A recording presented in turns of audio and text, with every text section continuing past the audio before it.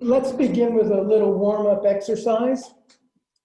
I'm going to mention a few names, and I'd like you to consider what is the first impression that comes to your mind. Perhaps close your eyes. Ready?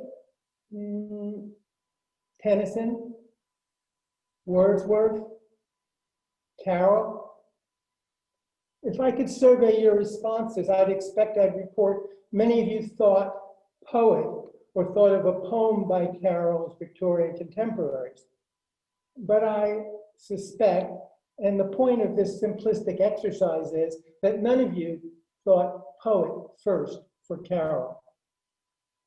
I've come to realize that Carroll is a poet first and that there is pure genius in his poetry.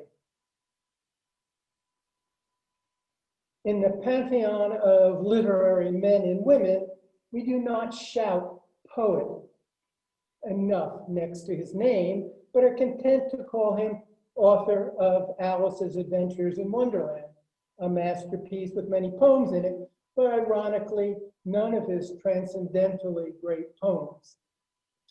I found myself recently citing 4 poems as Carroll's greatest.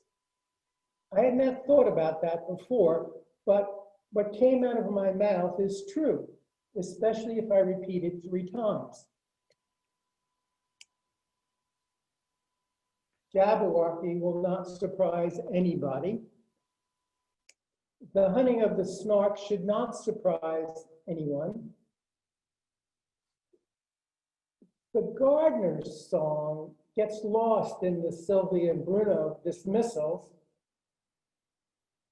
And a poem of quite a different flavor, but prime Carrollian parody, is what the White Knight names A Sittin' on a Gate, which generally we call the White Knight's Song or the Aged Man, because Carroll didn't name his poems, we named them, and it is not named Haddock's Eyes. In the minutes ahead, I cannot do justice to these poems, but will support my argument with references to them. A familiar king advised, begin at the beginning. And my first piece of evidence is to consider is that Carroll's first and last published works were both collections of his poetry, his lifelong anchor and friend. Carroll's career as a poet began with the 8 family magazines he wrote for and edited. The first of these extant handwritten publications was Useful and Instructive Poetry, written when he was 13. It's he obviously loved these magazines, took them seriously, loved to write poetry, entertain, experiment with words, and doodle illustrations to go with his wordplay. In this fashion, he recycled some of his poems and generally made good use of his work. Notably, the Ellis books included previous published poems from Mishmash. What is remarkable about his juvenilia is how skilled it is at crafting poems and how consistently Carrollian his work remained throughout his life. His thumbprint was on everything he wrote for over 50 years, including many of the poems he included in his letters. What he wrote at 13 has it all. It's also impressive how throughout his life, poems and story just poured out of this man's imagination. I love the title, Useful and Instructive Poetry, as the volume is anything but useful and instructive poetry, or anything, of course. The volume includes, for example, a spoof written in perfect iambic pentameter called A Quotation from Shakespeare with Slight Improvements.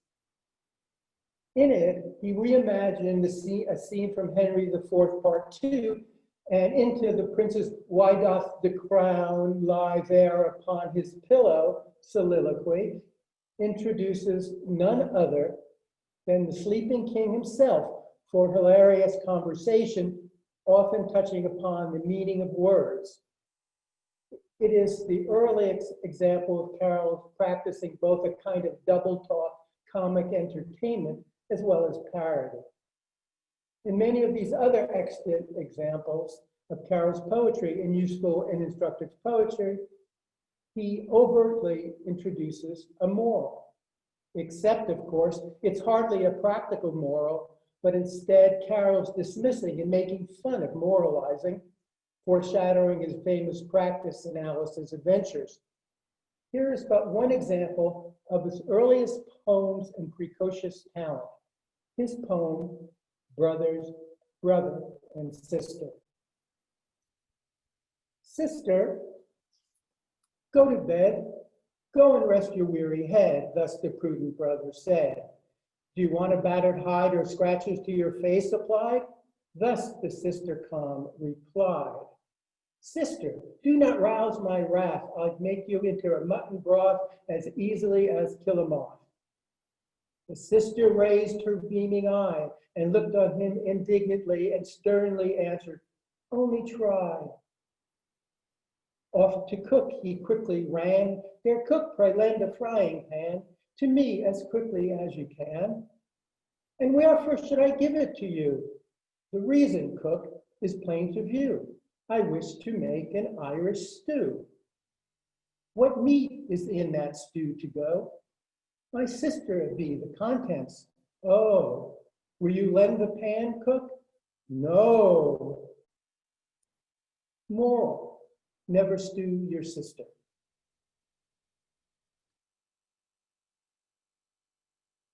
As an adult, it should be remembered, Carroll regularly attended theatrical burlesques and pantomimes, and he sent ideas for jokes and cartoons to Punch.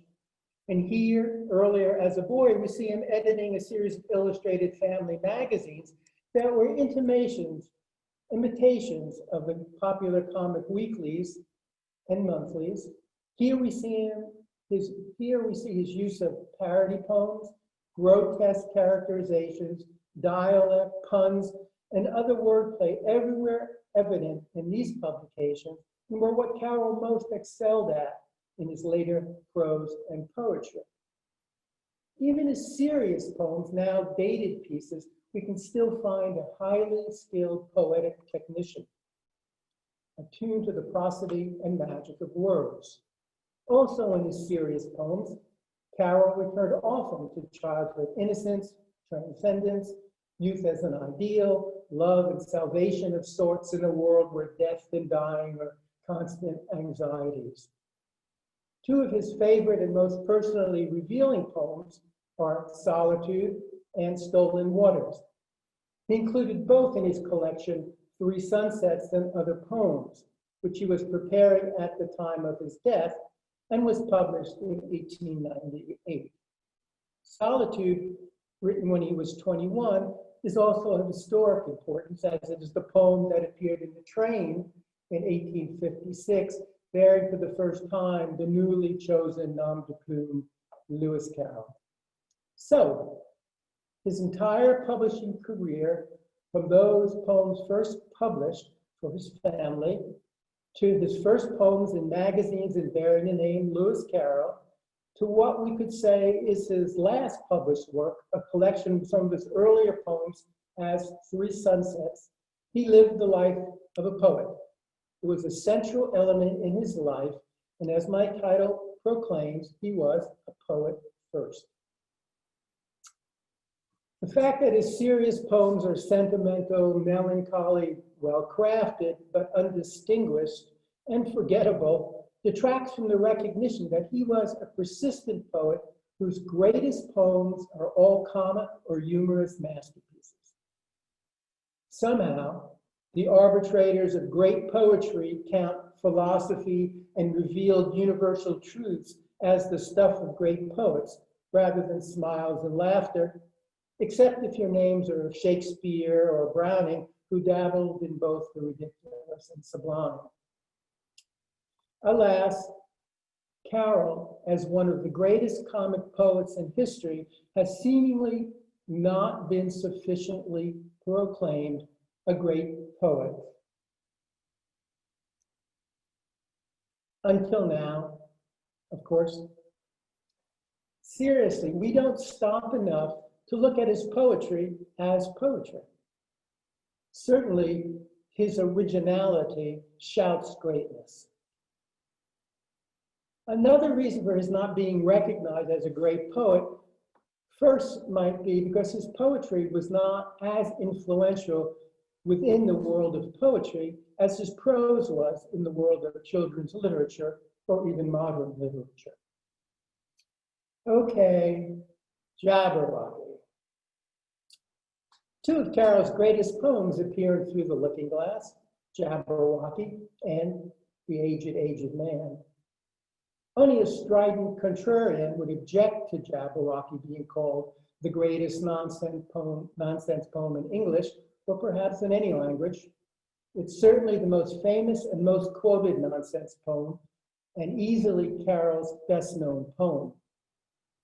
It's striking that this great poem dates back in its inspiration and earliest execution to 1855.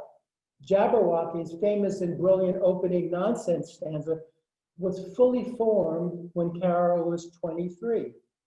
"'Twas brillig and the slithy toves did gyre and gimble in the wave. Oh, mimsy were the borough groves and the mumrath outgrave." Have you noticed how so many people read this poem poorly aloud? There are dozens and dozens of recorded versions by all sorts of people. Some take 1 minute and 15 seconds to recite Carroll's words, others 2 minutes and 15 seconds.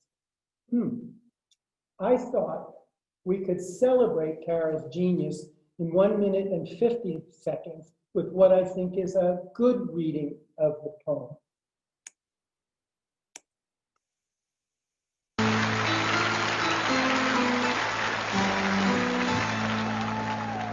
Was brillig, and the slithy toves did gyre and gimble in the wave.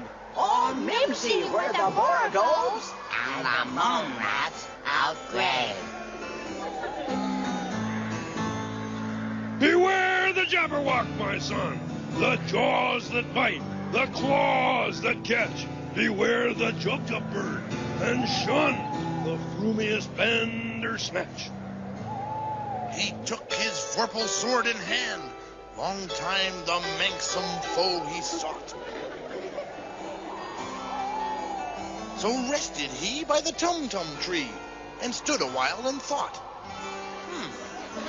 And as in uffish thought he stood, the Jabberwock, with eyes of flame, came whiffling through the tulgey wood, and burbled as he came. Burble, burble, burble, burble. Aha! 1, 2, 1, 2, and through, the vorpal blade went snicker-snack.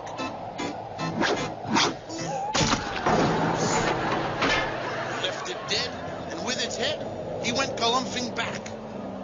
Galump, galump, galump, galump, galump, galump.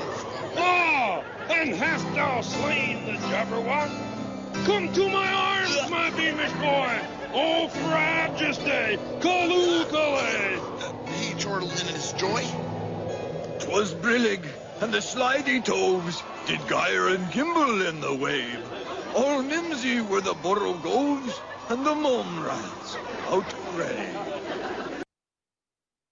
Okay, pretty good reading. So as I said, Carroll published the poem's first stanza in the 1855 issue of the family magazine, Mishmash. He presents it there as a fragment headed "A Stanza of Anglo-Saxon Poetry" and prints it in quasi-Gothic lettering, hand lettering. For Looking Glass, Carroll, of course, expands the fragment of a poem into a full ballad-like narrative. His comic approach is simple. By the use of normal syntax with meaningless words placed where they sound like words that belong, just with unknown meanings, he renders the lines, stanzas, and poems as nonsense. The meaningless words, previous non-words, are often what Humpty Dumpty calls portmanteau words.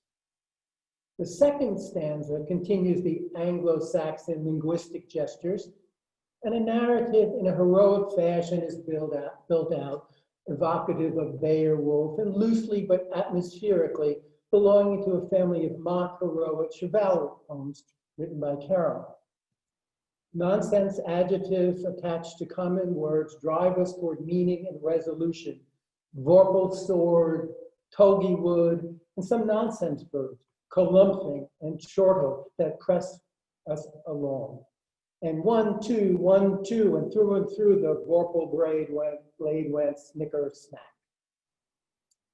All Alice knows in chapter 1 is, quote, somehow it filled my head with ideas, seems to fill my head with ideas. I don't know exactly what they are. However, somebody killed something. That's clear at any rate.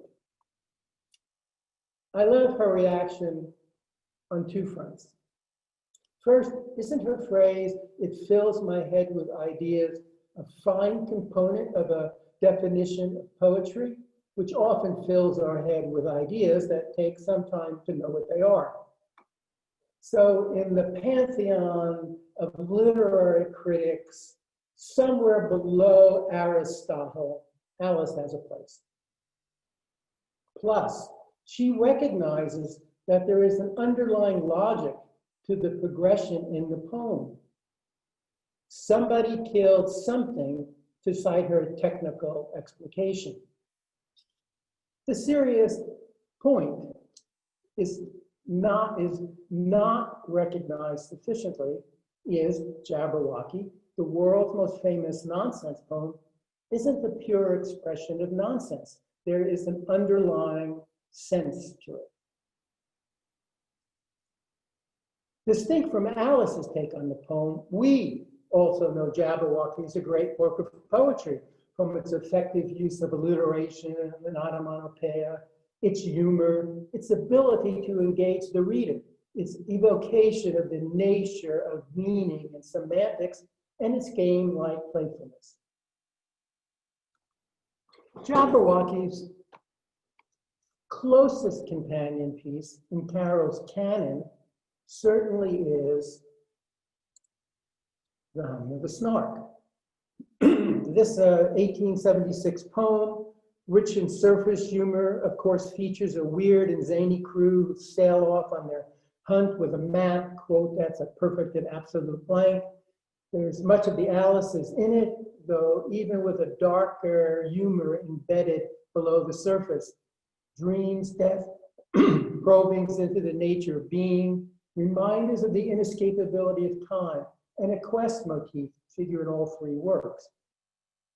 Carroll's recurrent drive to create order from chaos as a psychological means of coping with fears and uncertainties evidenced in the Alice books, and many actions in his life appears in the Snark, including in the bellman's rule of three. What I tell you 3 times is true. Moreover, just as one senses terror lurking beneath the surface of the Alice books, one senses terror and despair throughout the overtly humorous Snark. This tension between the comic tone and the underlying anxieties is one of the poem's most distinguishing and fascinating characteristics. Some of you know I devoted a chapter to the poem in my book, Lewis Carroll, The Worlds of His Alices, half of the first paragraph of which I just quoted. And here I only wish to make a couple of quick points. They sought it with thimbles, they sought it with care, they pursued it with forks and hope. The subtitle, An Agony in 8 Fits, announces a poem that consists of 141 line stanzas grouped in 8 sections, the aforementioned fits. The ballad form was familiar to Carroll's readers, utilizing the traditional A-B end rhymes.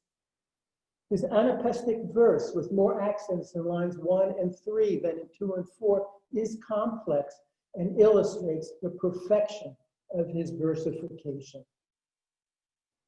That is the point I want to spotlight.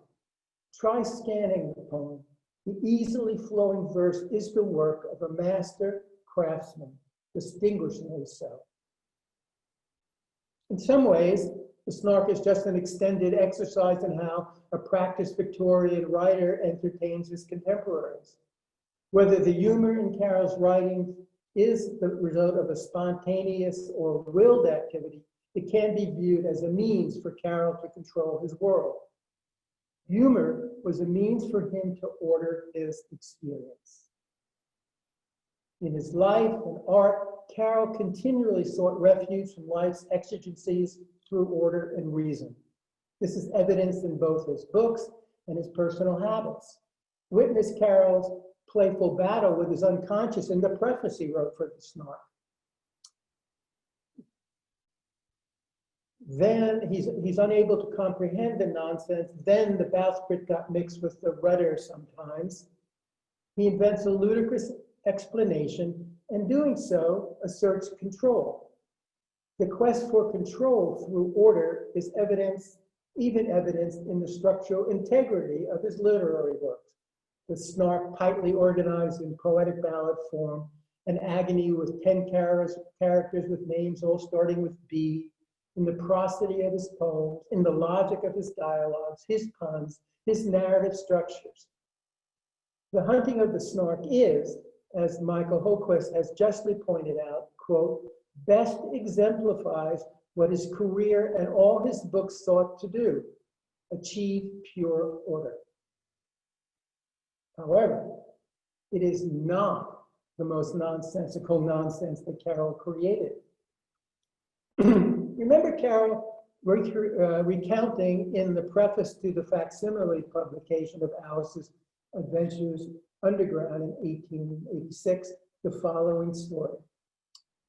He recounts asking a recent child friend if she had read Alice and Looking Glass. Oh yes, she replied, read it. I read both of them. And I think, this more slowly and thoughtfully, I think Through the Looking Glass is more stupid than Alice's Adventure. Don't you think so? Well, I think The Gardener's Song is more stupid than Jabberwocky and The Honey of the Snark combined. Amid the short, trivial poems introduced in the Sylvia and Bruno books, two long ones stand on their own as classic Carroll. The Gardener's Song, spread through both books, and The Pigtail, about which Bruno notes that it, quote, begins miserably and it ends miserably. The Gardener's Song delights in its absurd connections. It begins, he thought he saw an elephant that practiced on a flute. He looked again, fife. He thought he saw an elephant that practiced on a fife. He looked again and found it was a letter from his wife. At length I realized, he said, the bitterness of life. The poem continues, spread out intermittently with stanzas of, he thought he saw a buffalo, a rattlesnake, a banker's clerk, a kangaroo, a coach and four, an albatross, a garden door, and finally an argument. He thought he was an argument that proved he was the Pope. He looked again and found it was a bar of mottled soap. A fact so dread, he faintly said, extinguishes all hope. That's not so nice. Gillian Beer has remarked that The Gardener's Song marks the point where whimsy and grotesque become untranslatable, even indistinguishable. The everyday and the exotic, postage stamp and albatross oscillate in these purest forms of nonsense. Absolutely. While Jabberwocky has a sort of predictable narrative sense to it and embedded yet transparent logic, The Gardener's Song is more freely associative with its startling leaps of thoughts and references that is the pure nonsense of the two poems. If we want to crack the surface of The Gardener's Song, we surely can find Carroll's characteristic melancholy. It's often noted the verses seem to that seeing something and then looking again and recognizing it is something entirely different. The elephant playing the flute, is really a letter from his wife about the bitterness of life. Certainly the paradoxes point to strange ideas and truths about life. There's darkness in it. There's satire about people the speaker does not like.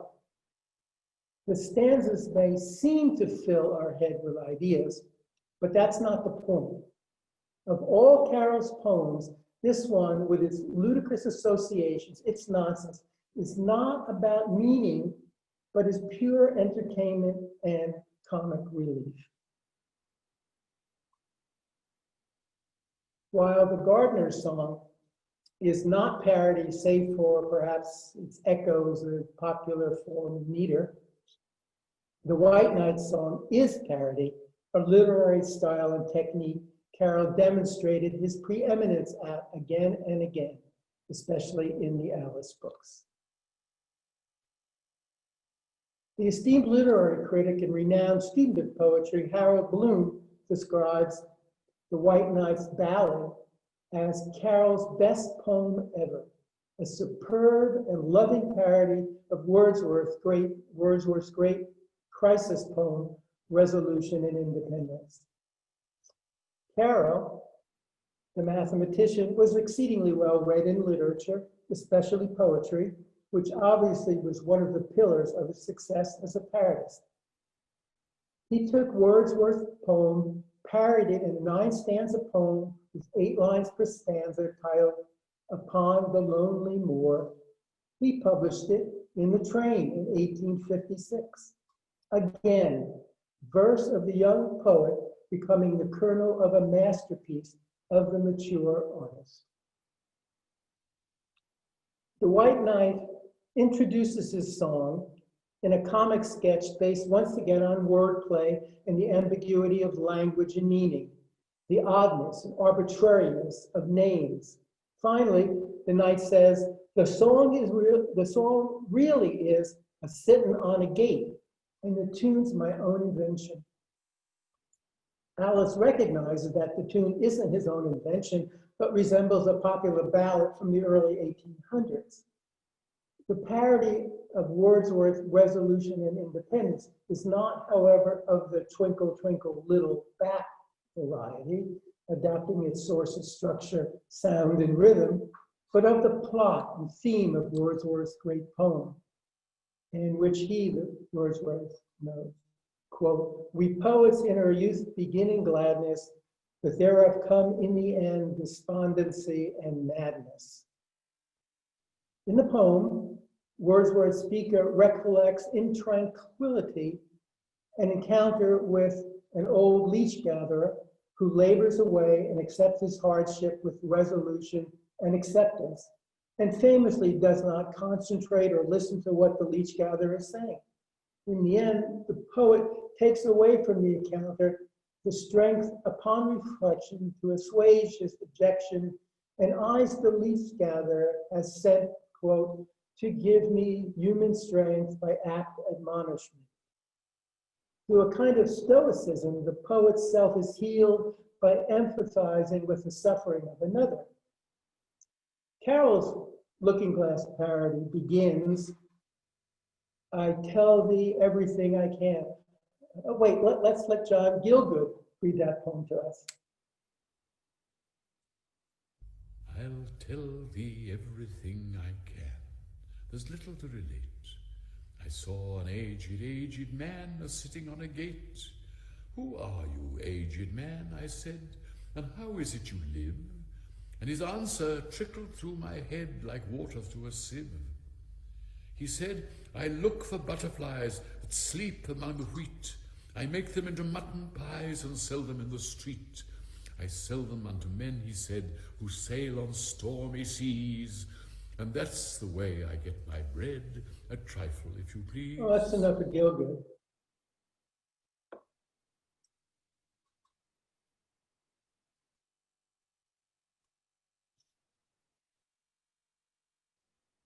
As if his mouth were full of dough, who snorted like a buffalo. That summer evening, long ago, a-sitting on a gate. Carroll skewers the narrator and his ideas in the shorter 1856 version that begins, I met an aged man upon the lonely moor, and slightly less harshly and a bit more stylishly in the longer Looking Glass version. In 1872, he wrote his uncle, Hazard Dodson, that the poem, quote, is a parody. Its plot is borrowed from Wordsworth's Resolution and Independence, a poem that has always amused me a great deal, though it is by no means a comic poem, by the absurd way in which the poet goes on questioning the poor old leech gatherer, making him tell his story over and over again and never attending to what he says. Wordsworth ends with a moral, an example I have not followed. In Carroll's sometimes hilarious spoof, the man does not gather leeches for survival, but butterflies nonsensically made into mutton pies and hunts for haddock's eyes that are worked into waistcoat buttons that he sells not for gold, but for a copper halfpenny. There is a directness and even comic violence to Carroll's poem. I shook him well from side to side until his face was blue. Come, tell me how you live, I cried. That marks a practicality and reality missing in Wordsworth's poem. This is consistent with the characteristic vein of Carroll's satire that mocks the philosophical idealism of his times. The White Knight accepts the inevitable mastery of nature, the common forces leading to the grave. In effect, he dismisses the death in life, despair, or madness on the one hand in Wordsworth's poem, and the other, the Wordsworthian belief that it is possible to recapture summer. What brings the White Knight's farewell song to Alice to an entirely new plane of meaning and poignancy is the recognition that Carroll is the aged man and that the White Knight bears resemblance to his creator.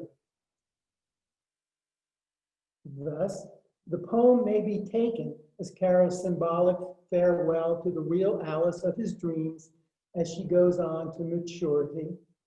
Readers of the annotated Alice, of course, know this. Carroll, as White Knight, can't follow her across the brook where she will become queen.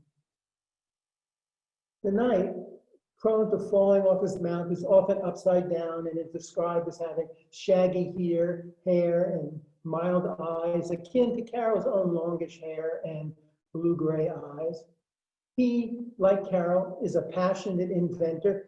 He invents ludicrous things in anticipation of unlikely future needs. And he is old, a characteristic feeling Carroll expressed about himself in his compulsion over time and lost moments. There's little doubt Carroll consciously fashioned the White Knight after himself.